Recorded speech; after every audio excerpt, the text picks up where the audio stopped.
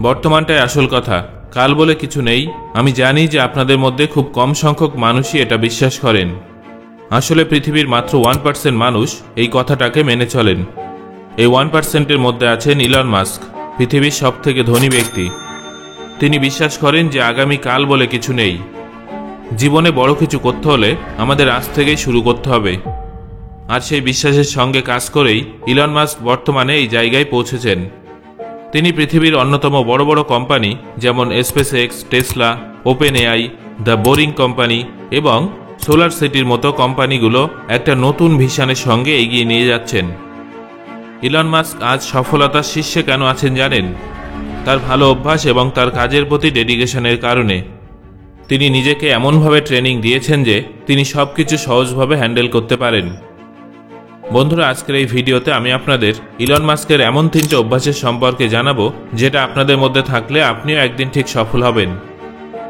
Number 1, developing a wide knowledge base. Elon Musk হলেন এমন একজন সিইও যিনি তার কোম্পানির সমস্ত প্রোডাক্টের ম্যানুফ্যাকচারিং থেকে শুরু করে তার পিছনের সায়েন্স পর্যন্ত সমস্ত তথ্য জানেন। তার এই অভ্যাসটাই তাকে অন্যান্য কোম্পানির সিইওদের থেকে ব্যতিক্রম করে তুলেছে।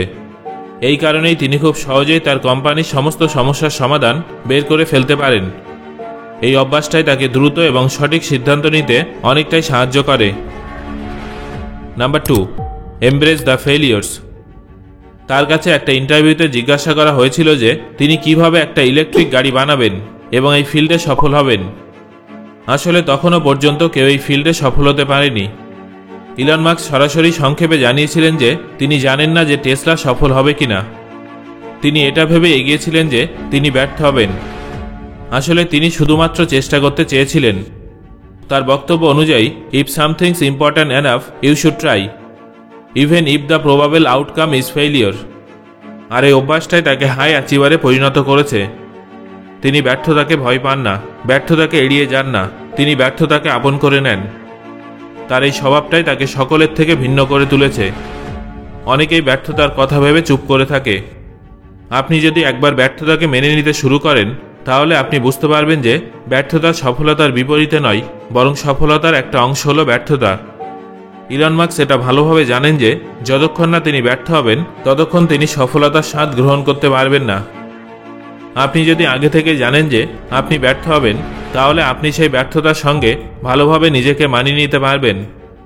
আর এই শক্তিশালী মানসিকতাই আপনাকে আপনার লক্ষ্যের কাছে নিয়ে যাবে। Number 3, always assume you can improve. তিনি কখনো সহজে সন্তুষ্ট হতে পারেন না। যদিও তিনি তার কোম্পানির সফলতার গর্ববোধ করেন, কিন্তু তিনি সবসময় এটাই বলেন যে there's always room for improvement in every area.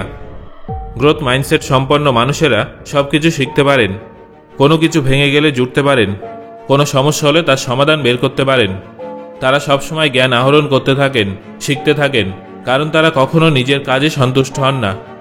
তাদের মনে হয় যে তাদের কাজে তারা আরও উন্নতি করতে পারবেন, আর এই মানসিকতার মাধ্যমে তারা সবসময় নিজেদের কাজে ইমপ্রুভ করতে থাকেন, যেটা তাদের সহজেই সফল করে তোলে। আপনিও যদি ইলন মাস্কের মতো সফল হতে চান তাহলে আপনাদেরও গ্রোথ মাইন্ডসেট নিয়ে কাজ করতে হবে, নতুন নতুন জিনিস শিখতে হবে। সমস্যা থেকে পালিয়ে গেলে চলবে না, বরং যে কোনো সমস্যার সমাধান খুঁজে বার করতে হবে। তাহলে আপনি একজন সফল মানুষে পরিণত হবেন। ইলন মাস্কের মতে কাল কখনো আসে না, কাল আসেওনি, কাল আসবেও না। তবে আপনি আপনার লক্ষ্য থেকে একদিন পিছিয়ে যাবেন। আপনি যদি ভাবেন কাল থেকে শুরু করবেন তাহলে কিন্তু আপনি আপনার লক্ষ্যে পৌঁছতে পারবেন না। আপনি যদি সত্যি আপনার জীবন পাল্টে ফেলতে চান তাহলে আজ থেকে, এই মুহূর্ত থেকে নিজের কাজকে প্রায়োরিটি দিতে শুরু করুন। সো বন্ধুরা, এই ভিডিও থেকে আপনি কোন কোন জিনিসটা নতুনভাবে শিখলেন সেটা আমাকে কমেন্ট করে জানান। আর আপনার জীবনের প্রধান লক্ষ্য কী সেটাও আমাকে জানান।